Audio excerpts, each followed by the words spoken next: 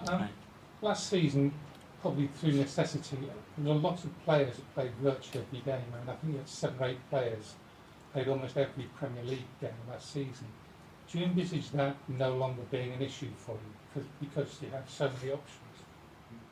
Well, we would like to use the squad in a different way this season, and especially with Champions League, that's going to be a very different need.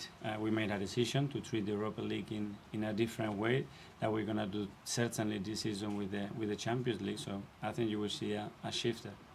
So presumably you'd be slightly less predictable. I mean, not predictable, but I mean, last season everyone pretty much knew what your starting lineup was roughly going to be. Yeah, it's got his advantage as well. The chemistry and the understanding of that group was excellent. And sometimes even if the opponent knows what you're going to do, if you do it at the top level, it's not easy still to go against it.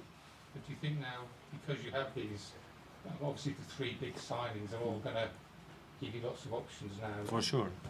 And play different formations and shifts and move structures in different way that in the past we haven't been able to do. Yeah. Can I finally ask you, Matt Turner, probably be up against him tomorrow? Not worried that he's going to have like a world class game? Wish him all the best. You know, he's a fantastic person. I think he's been really helpful. I think he's adored and loved by everybody here.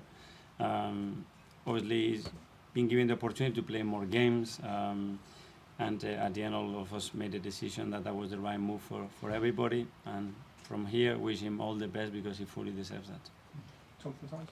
Hi, Mikel. I don't know if you saw Peter Schmeichel said this week that just bringing in another goalkeeper with Aaron might possibly destabilise the situation. He was surprised at that possibility. Is that a concern for you, perhaps, when Ramsdale so good last season? I have to try to have the best possible squad and the best possible balance, but I think it's nothing that you can isolate just with the goalkeepers, because if I talk to you about what the fullbacks feel with each other, or the centre-backs, or the attacking midfielders, I'm telling you, it's no difference at all. You don't think it's different for a goalkeeper, though, because he was kind of saying that for a keeper you need that sense of security and continuity more. It depends, but last year we said that how many players, 7 or 8, played all the Premier League. So how is the other ones feeling? Okay, Isam from the Daily Mail. What have you made, Mikel, the transfer craziness, for example, Chelsea, Tottenham and Liverpool in the last couple of days? And in a way, does that kind of make you feel grateful to have got your business out of the way earlier in the window? Listen, everybody's trying their best to get the best possible squad and the best possible business done as early as possible, I can imagine, and we try to do that in the best way, and we cannot control what the rest do. And with the crazy fees, for example, some of the numbers that have been bandied around in recent days with in excess of £100 million, how difficult is it in the modern day to find players that actually want to play for your club rather than going to the club that's going to spend or pay them the most money? I think so far I can take up to today that the players that we have tried to sign and we have had discussions with, they were so keen and so willing to come to our club. Okay, last couple. Paul from Reach. Hi, Mikel. Hi. Bearing in mind some of the fees being paid for players currently, do you actually think you've got a few bargains in the market, possibly even including Declan Rice?